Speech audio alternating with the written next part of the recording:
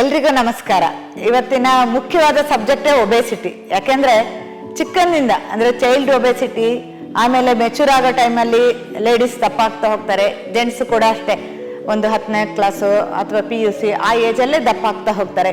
ಇನ್ನು ಲೇಡೀಸಲ್ಲಿ ತಗೊಂಡ್ರೆ ಒಂದು ಮ್ಯಾರೇಜ್ ಟೈಮಿಂದ ಹಿಡಿದು pregnancy time, after delivery, menopause, ಈ ಥರ ಒಂದು ಸ್ಟೇಜಸ್.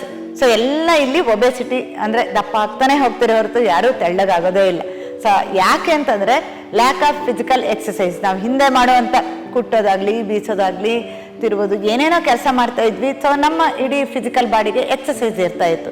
ಈಗ ಅದ್ಯಾವುದೂ ಇಲ್ಲ. ಕಂಪ್ಯೂಟ್ರು, ಮೊಬೈಲು ಮಕ್ಕಳಿಂದನೇ ಸ್ಟಾರ್ಟ್ ಆಗುತ್ತೆ. ಈವನ್ ಸ್ಕೂಲಿಗೆ ಕೂಡ ಒಂದು ವ್ಯಾನ್ ಬರುತ್ತೆ, ಅದರಲ್ಲೇ ಹೋಗ್ತಾರೆ ಬರ್ತಾರೆ, ಒಂದು ಪ್ಲೇ ಗ್ರೌಂಡ್ ಕೂಡ ಇರೋದಿಲ್ಲ. ಸೊ ಯಾವಾಗ ಫಿಸಿಕಲ್ ಎಕ್ಸಸೈಸ್ ಇರೋದಿಲ್ಲ, ಫ್ಯಾಟ್ ಅಕ್ಯುಮುಲೇಟ್ ಆಗ್ತಾ ಹೋಗುತ್ತೆ. ಅಡಿಪೋಸ್ ಟಿಶ್ಯೂಸ್ ಅಂತ ಹೇಳ್ತಾರೆ, ಅದು ಹೆಚ್ಚು ಹೆಚ್ಚು ಅಕ್ಯುಮುಲೇಟ್ ಆಗಿ ಬೊಜ್ಜು ಬೆಳೀತಾ ಹೋಗುತ್ತೆ. ನೋಡ್ಲಿಕ್ಕೂ ಚೆನ್ನಾಗಿರೋದಿಲ್ಲ. ಜೊತೆಗೆ ಒಳಗಡೆ ಇರೋ ಆರ್ಗನ್ ಮೇಲೆ ಬರ್ಡನ್ ಮಾಡೋದ್ರಿಂದ ಫ್ಯೂಚರಲ್ಲಿ ಎಲ್ಲ ಆರ್ಗನ್ ಸ್ಯಾಗ್ ಆಗುತ್ತೆ ಅಥವಾ ನೋವು ಜಾಸ್ತಿ ಆಗ್ತಾ ಹೋಗುತ್ತೆ, ಇನ್ಕ್ಲೂಡಿಂಗ್ ನೀ ಪೇನ್.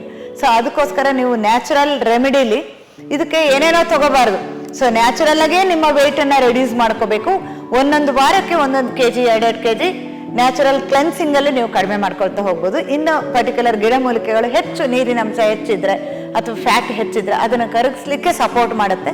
ಮತ್ತೆ ಜೊತೆಗೆ ಮುದ್ರಗಳ ಕಾಂಬಿನೇಷನ್, ಇಂಥದ್ದು ಪ್ರಾಕೃತಿಕ ಚಿಕಿತ್ಸೆ ಹಾಗೂ ಪಾರಂಪರಿಕ ವೈದ್ಯ ಪದ್ಧತಿ ನಿಮಗೆ ಬೇಕಾಗಿರುತ್ತೆ.